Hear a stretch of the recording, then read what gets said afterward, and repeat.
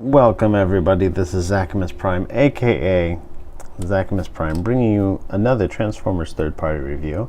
This is a figure that I bought from titanonetoys.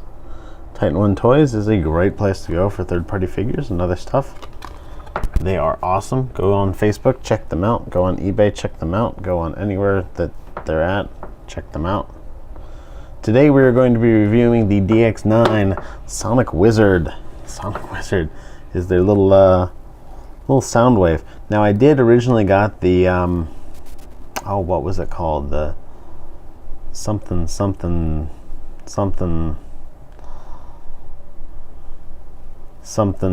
I don't know. I don't even remember what it was called. It was that company that made that other Legend scale Soundwave, and I had picked that up also from titanonetoys.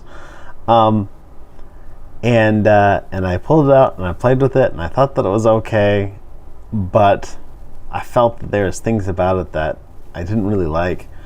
Most notably being its scale was huge compared to a lot of the other Legend style figures, and I felt that he didn't have a bicep swivel. Like, as easy as that is to put in, there should have been literally no reason why there wasn't a bicep swivel. And so those two reasons, I'm like, you know what, Sonic Wizard looks really great.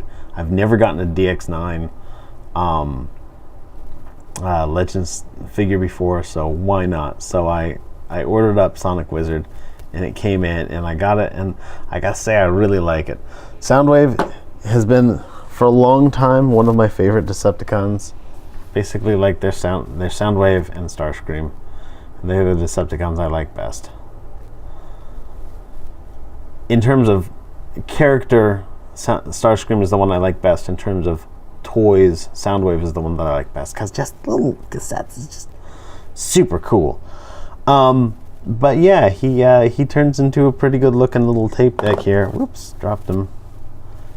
And like, I really like it. He's got, it's a little stiff, but you can open up his chest, pull out the little tape. The little tape has actually got quite a fair amount of paint apps on it. He does come with 3 tapes, by the way. Let me pull this out of the little sandwich bag I got him in. He comes out with this one right here, which is clearly supposed to reference Laserbeak. He comes with this one here, which is clearly supposed to reference Ratbat, even though it is the exact same mold as Laserbeak. And then he comes with this one right here, which is clearly supposed to reference Ravage. This one, by the way, you'll notice is like twice as thick, and there is enough like space in here that it should fit. I've never been able to figure out how to get that in his chest. I don't know. It doesn't want to, because of the corner clearance on it. It doesn't really want to fit in there. So I don't know. Maybe I'll have to take another crack at it once I put him in robot mode. I think I should be able to open this panel up a bit more. We'll see. We'll see. I'll have him transformed up in a bit. In fact, since I've shown him off, that's gonna be it. Transformation. So for transformation, just kind of yank on this here. And then you've got a series of panels under here. We're gonna take this and we're gonna extend it out on this panel right here, and then fold it back on itself. And I'll show you what that looks like from the front. You can see this pin here where that panel connects.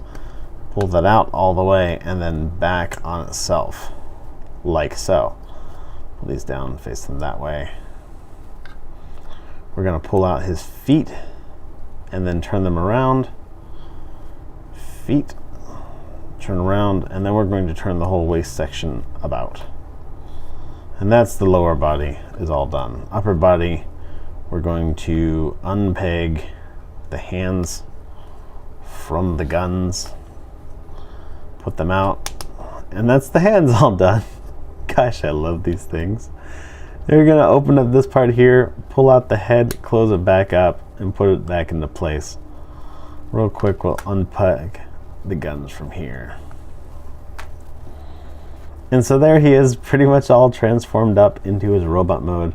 This will go on here. And by the way, I have noticed, just, you can probably see it fairly well. Here you can see it better. A little bit of stressing on that peg. It's not getting any worse after I've pegged it in a few times. I still think that maybe I should go in with just like a small file, or maybe the point of a knife, and just kind of tune up the tolerance on that just a bit. Make that fit without any kind of an issue. That's one thing that I like to do with it. Also, this piece right here, whoa, focus, grasshopper. This piece right here plugs into the end of his gun, and that's what makes his gun. But this piece has got no place in the alt mode, and I think that's kind of ridiculous. And I think that what I'd like to do is actually like drill a hole in the bottom of this part here, so it just pegs in. I think that would be the best way to do it, because it would fit in the alt mode. I check the clearance, it'll still sit there just fine when it's in this tape deck mode, and I think it'll work. But there he is in his robot mode, and he looks really great. Just a really good Soundwave toy, you know, something that looks good but is also small and efficient. Stick it in your pocket, do whatever. He does have, his hand is like in the pointy finger mode, like he's gonna do the thing, but because his elbow only folds so much, like he cannot do the thing. Even if you kind of, I don't know, like pull out his shoulder, it still doesn't want to do the thing. Though if you like put it at that angle right there, it looks like he's about to do the thing. Yeah. Book. Looks like he's doing it, but he's not. So he can just point at things. To transform up the laser beak one, you just kind of pull these out and flip out the head. And there's tiny Laserbeak in his tiny mode. So that's all right. Let me, while I've got him here, I should be able to open this up a little bit further. No, it won't open up any further in his robot mode. I have no idea how to fit Ravage in there, though in the instructions it specifically shows Ravage, this little Ravage guy, being pushed out, and you like take the gun and like poke it through here to like push the tapes out. It specifically shows Ravage, and he won't fit, so I don't know what's up with that. I don't know, maybe somebody knows something I don't know. If you do know something I don't know, let me know in the comments. So we'll get there. I swear this is all the right colors as Ratbat. He's got the pink, and he's got the like, actually, you know what? Looking at him, he's got a completely different head too. Like, I was thinking this was the same sculpt, but that's a completely different head.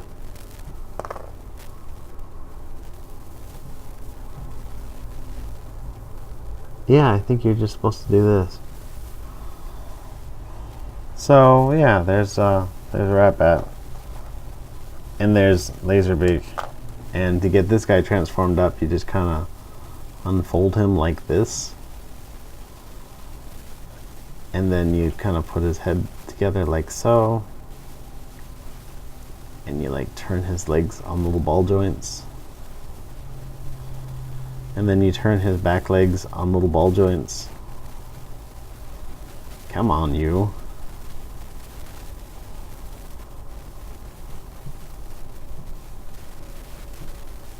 And then his tail comes out. He's got a tiny little tail. And there is this tiny Ravage. This is, by the way, not the tiniest Ravage. I have the world's smallest Soundwave, and he comes with a tiny, tiny, tiny Ravage that actually transforms, kind of. It's only made out of like 4 parts that peg together. it transforms and it makes literally the tiniest Ravage anyone's ever seen. So there's your little Ravage in his little Ravage mode. And I think that these are pretty great. But yeah, in terms of size comparison, this is the first Iron Factory. This is the first DX9 figure that I've got. A couple of the Iron Factory ones, they scale pretty well actually. Oh, pink assassin there, like that. And I think that the scale with them is pretty well. With the official like Hasbro Legend size figures, I think the scale is pretty well too. Pretty good.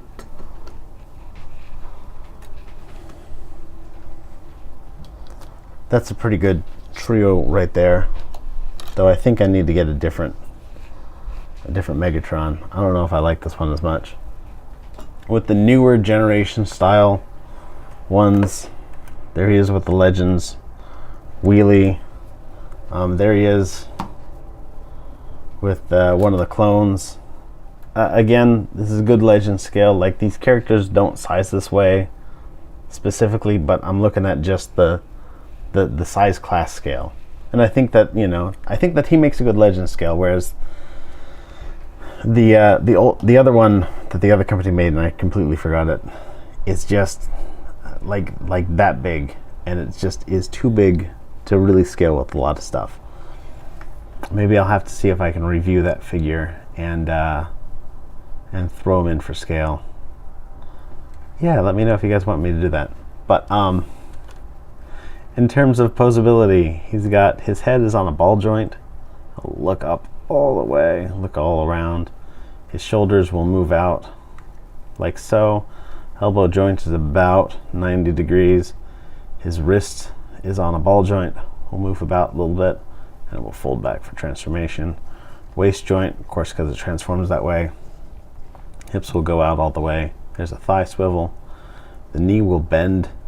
If you start using some of these other transformation joints, he will bend more, but it looks really wrong. It looks bad, man. A little bit of ball joint right here gives him some pretty good ankle tilt, and yeah, he's great. He's fun. He's cool. I don't know why I never got a DX9 Warren pocket figure before,